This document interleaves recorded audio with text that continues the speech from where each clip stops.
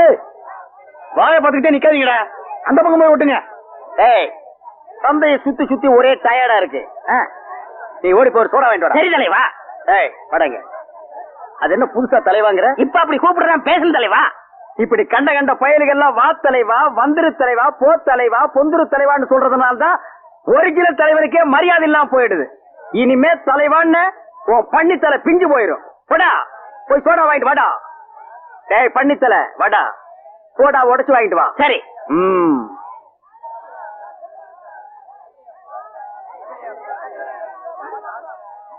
பாப்பம்மா பைனாப்பிளா? என்ன முள்ளு குத்துறதுக்கே இந்த சத்தமா? ஒரு பைனாப்பிள் தர்றியா? புழிஞ்சு தரட்டா?